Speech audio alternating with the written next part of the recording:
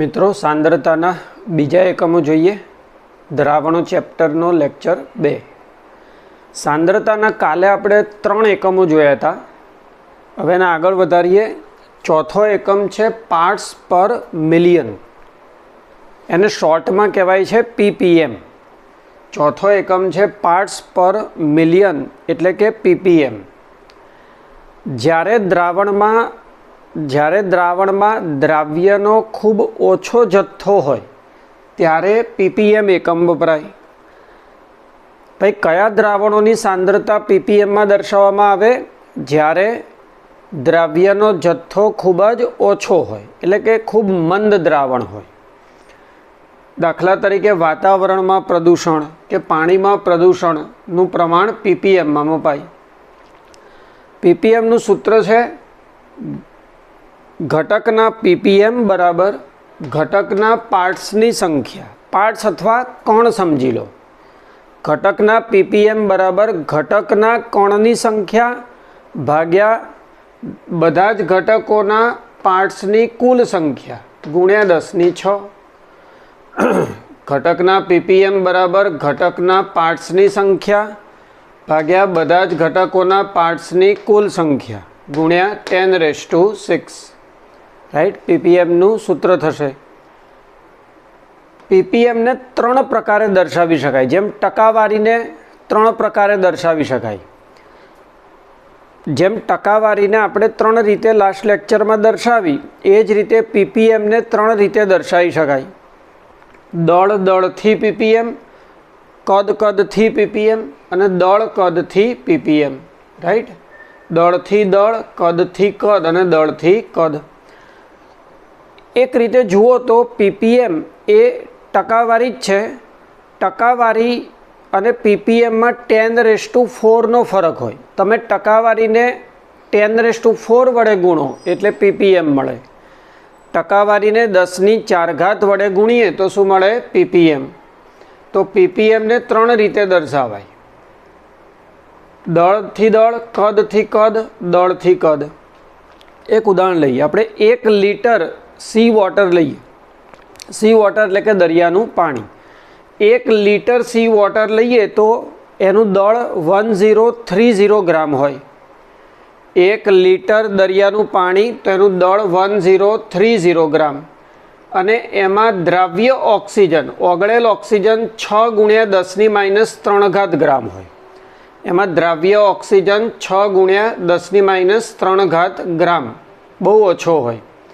હવે વિચારો આ 1030 ગ્રામ દરિયાનું પાણી છે। 1030 ગ્રામ દરિયાનું પાણી ત્યારે દ્રાવ્ય ઓક્સિજન 6 × 10⁻³ છે। તો જો 10⁶ ગ્રામ દરિયાનું પાણી લઈએ તો એમાં 5.8 ગ્રામ દ્રાવ્ય ઓક્સિજન હોય। 10⁶ ગ્રામ દરિયાના પાણીમાં 5.8 ગ્રામ द्राव्य ऑक्सिजन होय एटले द्राव्य ऑक्सिजन 5.8 पीपीएम थाय। द्राव्य ऑक्सिजन केलो थाय? 5.8 पीपीएम। वातावरण के पाणी में प्रदूषकोनुं प्रमाण, वातावरण के पाणी में प्रदूषकोनुं प्रमाण पीपीएम में दर्शावाय। पीपीएम नो एकम छे माइक्रोग्राम पर एमएल अथवा मिलीग्राम पर लीटर। पीपीएम ना बदले तमे आ बोलो तो पण चाले, माइक्रोग्राम पर एमएल के मिलीग्राम पर लीटर। हवे 3 प्रकारना पीपीएम ना सूत्र जोईए। पहेलुं दळ थी दळ पीपीएम। दळ थी दळना पीपीएम तो द्राव्यनुं दळ भाग्या द्रावणनुं दळ गुण्या 10⁶। दळ थी दळ पीपीएम थशे द्राव्यनुं दळ छेदमां द्रावणनुं दळ गुण्या 10⁶। एने लखाय %W/W गुण्या 10⁴। दळ थी दळ पीपीएम थशे द्राव्यनुं दळ भाग्या द्रावणनुं दळ गुण्या 10⁶। एने लखाय %W/W गुण्या 10⁴। परसेंटेज अने पीपीएम नो संबंध गुण्या 10⁴। कद थी कद पीपीएम ब्लेंक राखेल छे। जाते लखी शको दळना बदले कद। કદથી કદ ppm થશે દ્રવ્યનું કદ ભાગ્યા દ્રાવણનું કદ ગુણ્યા 10⁶. %V/V ગુણ્યા 10⁴. %V/V ગુણ્યા 10⁴. એ જ રીતે દળથી કદનું ppm, દળથી કદનું ppm આ જ અગત્યનું છે. એમાં યુનિટ બહુ સ્પેસિફાઈડ હોય, એમાં યુનિટ એકમ ચોક્કસ લેવાના હોય. દ્રવ્યનું દળ પણ મિલીગ્રામમાં, દ્રવ્યનું દળ મિલીગ્રામમાં અપોન દ્રાવણનું કદ લીટરમાં. મિલીગ્રામ અપોન લીટર એટલે ppmનો એક એકમ થશે મિલીગ્રામ અપોન લીટર. દળથી કદ ppm ને એકમ હોય, દળથી દળ કે કદથી કદ ppm ને એકમ ના હોય, કારણ કે એકમ ઉડી જાય. આનો એક એકમ મિલીગ્રામ પ્રતિ લીટર.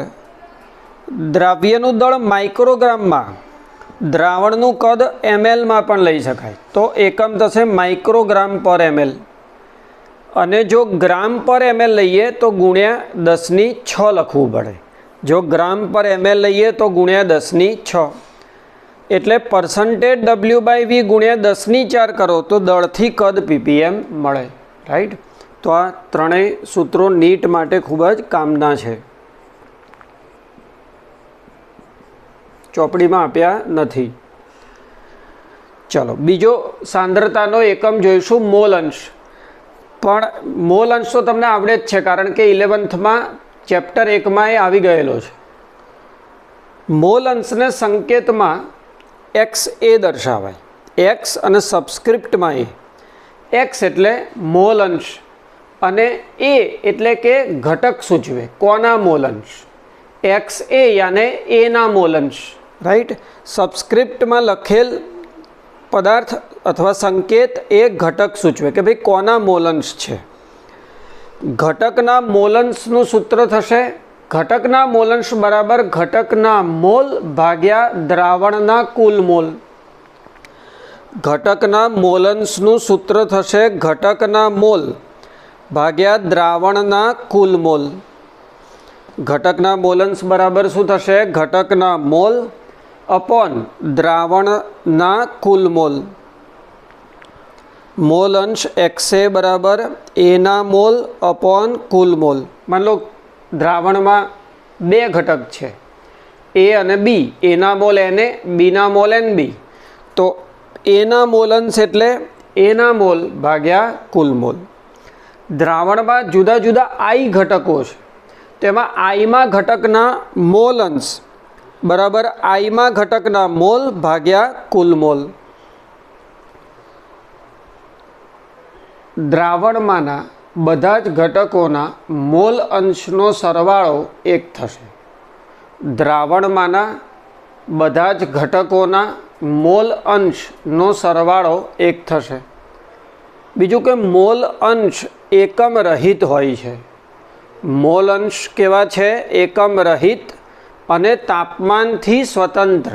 તાપમાનથી તો સ્વતંત્ર જ હોય, કેમ કે આમાં કદ આવ્યું નથી. બીજું કે મોલ અંશ એ અંશ છે, નામમાં જ શું છે? અંશ. એટલે મોલ અંશની કિંમત 0 થી 1 વચ્ચે હોય. મોલ અંશ એ અંશ હોવાથી એની કિંમત 0 થી 1 વચ્ચે હોય છે. મોલ અંશની મહત્તા શું છે? તો મોલ અંશ દ્રાવણના જુદા જુદા ભૌતિક ગુણધર્મોને એકબીજા સાથે સાંકળી શકે. મોલ અંશ એ દ્રાવણના ભૌતિક ગુણધર્મોને એકબીજા સાથે સાંકળે. જેમ કે દ્રાવણની સાંદ્રતા અને બાષ્પ દબાણને સાંકળે. મોલ અંશ એ દ્રાવણની સાંદ્રતા અને બાષ્પ દબાણને સાંકળે. વાયુ મિશ્રણો, જેમ કે આને ઉદાહરણ આગળ આવશે રાઉલ્ટના નિયમમાં, કે એનું બાષ્પ દબાણ બરાબર શુદ્ધ એનું બાષ્પ દબાણ ગુણ્યા એના મોલ અંશ. તો મોલ અંશ અને બાષ્પ દબાણ પરસ્પર સંકળાયા. વાયુ મિશ્રણ ધરાવતા દ્રાવણની સાંદ્રતાઓનું વર્ણન કરવા પણ મોલ અંશ અગત્યનો. ધારો કે 2 કે વધુ વાયુનું મિશ્રણ છે, તો એમાં કોઈ એક વાયુની સાંદ્રતા મોલ અંશમાં બહુ સારી રીતે દર્શાવી શકાય. ચલો હવે નવો એક યુનિટ જોઈએ, સાંદ્રતાનો છઠ્ઠો, મોલારિટી.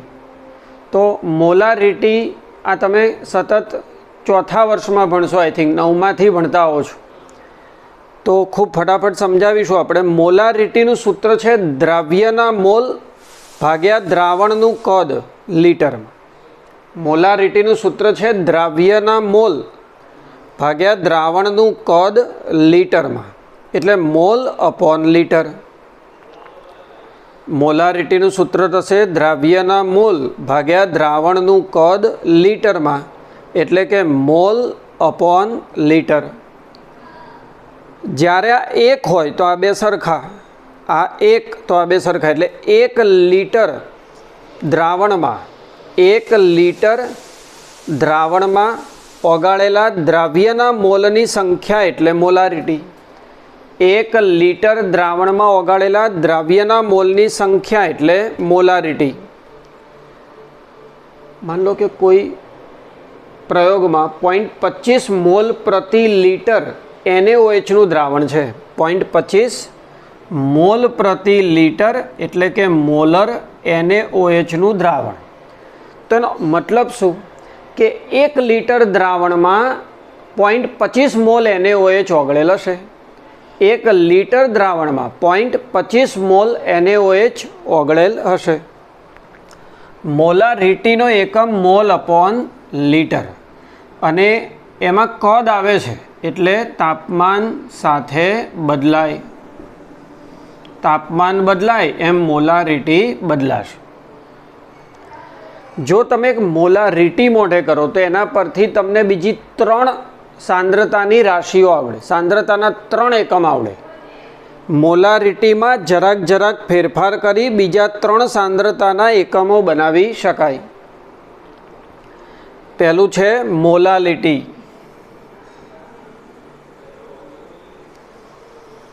પહેલું છે મોલાલિટી. તો મોલાલિટીમાં 1 લીટર દ્રાવણ એના બદલે 1 કિલોગ્રામ દ્રાવક લખવું. જો મોલારિટી મોઢે કરજો, નહીં તો પતા ચલા કે તમે ખાલી ફેરફાર જ મોઢે કર્યા, તો ફેરફાર કરશો શેમાં? તો મોલારિટી મોઢે કર્યું હોય તો એમાં 1 લીટર દ્રાવણ એના બદલે 1 કિલોગ્રામ દ્રાવક લખવું. દ્રાવણનું કદ લીટરમાં એના બદલે દ્રાવકનું દળ કેજીમાં લખવું. દ્રાવણનું કદ લીટરમાં એના બદલે દ્રાવકનું દળ કેજીમાં લખવું. જેમ કે 1 કિલોગ્રામ દ્રાવકમાં ઓગાળેલા દ્રાવ્યના મોલની સંખ્યા એટલે મોલારિટી. 1 કિલોગ્રામ દ્રાવકમાં ઓગાળેલા દ્રાવ્યના મોલની સંખ્યા એટલે મોલાલિટી. મોલાલિટીનો સંકેત સ્મોલ m છે. મોલાલિટી સ્મોલ mની વ્યાખ્યા 1 કિલોગ્રામ દ્રાવકમાં ઓગાળેલા દ્રાવ્યના મોલની સંખ્યા એટલે molality. Molality small m.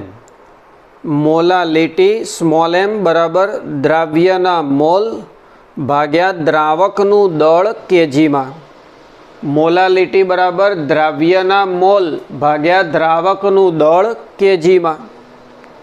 Right.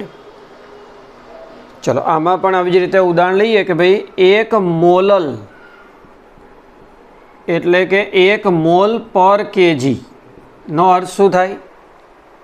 1 મોલલ 1 mall પર કેજીનો અર્થ 1 કિલોગ્રામ દ્રાવકમાં 1 મોલ દ્રાવ્ય ઓગાળ્યું છે. 1 કિલોગ્રામ દ્રાવકમાં 1 મોલ દ્રાવ્ય ઓગાળ્યું એટલે એને કહેવાય 1 મોલ પર કેજી. મોલાલિટીના સૂત્રમાં તમે જોયું કે કદ આવતું નથી એટલે તાપમાનથી સ્વતંત્ર રહેશે. એ તાપમાન પર આધાર રાખશે નહીં અને એનો એકમ મોલ અપોન કેજી થશે. નોટ્સની તમે ચિંતા ના કરો, નોટ્સ આપણે ગ્રુપમાં મૂકી દઈશું તો તમારે લખવાનું એમાંથી છે. રાઈટ. પણ એ નોટ્સમાં તમે આ લખી દેજો કે આ મોલારિટીની થિયરીમાં ફેરફાર કરી એટલે મોલાલિટી બની જાય. ચલો આટલે સુધી ચોપડીમાં આપ્યું છે, એક્સ્ટ્રા છે ફોર્માલિટી. ફોર્માલિટીનું સૂત્ર છે દ્રાવ્યનું દળ ભાગ્યા દ્રાવ્યનું સૂત્ર દળ ગુણ્યા દ્રાવણનું કદ લીટરમાં.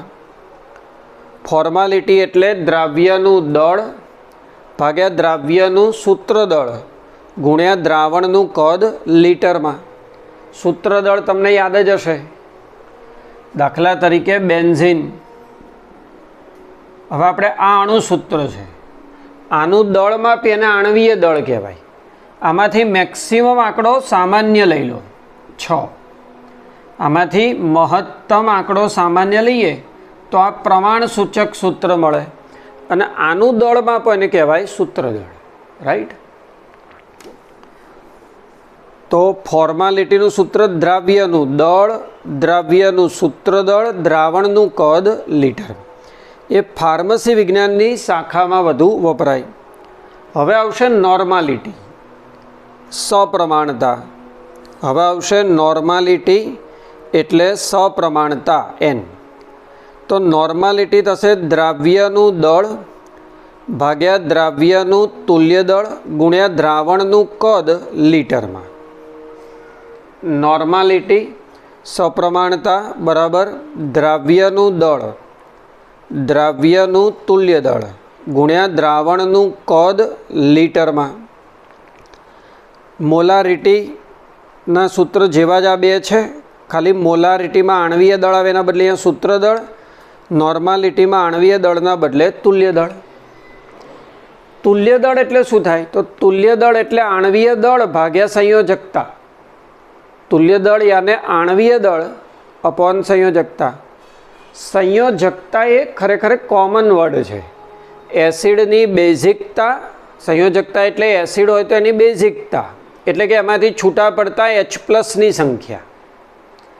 સંયોજકતા એટલે એસિડની બેઝિકતા એટલે કે એસિડમાંથી છૂટા પડતા H+ની સંખ્યા. જેમ કે આમાંથી 2 H+ છૂટા પડે તો આની સંયોજકતા 2, આની 2, આની સંયોજકતા 1. સંયોજકતા એટલે બેઝની એસિડિકતા. સંયોજકતા એટલે બેઝની એસિડિકતા એટલે છૂટા પડતા OH- સંખ્યા. સંયોજકતા એટલે છૂટા પડતા OH- સંખ્યા. નોર્માલિટી મોલારિટી સાથે આ રીતે સંબંધિત છે. n બરાબર ms, n બરાબર ms. નોર્માલિટી બરાબર મોલારિટી ગુણ્યા સંયોજકતા. તમને જો દ્રાવણની મોલારિટી આપી હોય તો નોર્માલિટી સીધી જ મળી જાય. નોર્માલિટી આપી હોય તો મોલારિટી. યાદ શું રાખવાનો? n બરાબર ધોની એટલે કે ms. જો સાંદ્રતાને દર્શાવવાના ઘણા બધા એકમો છે, દરેકના અમુક ફાયદા છે, અમુક ગેરફાયદા છે. જેમ કે અમુક એકમ જોયા આપણે જે તાપમાન સાથે બદલાશે અને અમુક નહીં બદલાય. કોણ તાપમાન સાથે બદલાશે? જેમાં કદ આવે, કારણ કે તાપમાન બદલાય એમ કદ બદલાય. તો તાપમાન સાથે બદલાય એવા એકમ લઈએ તો molarity, formality, normality, percentage W/V, દળથી કદ ppm. આ બધા એકમો તાપમાન બદલાશે એમ બદલાશે. અને તાપમાન સાથે કોણ ન બદલાય? Molality, મોલન્સ, percentage W/W,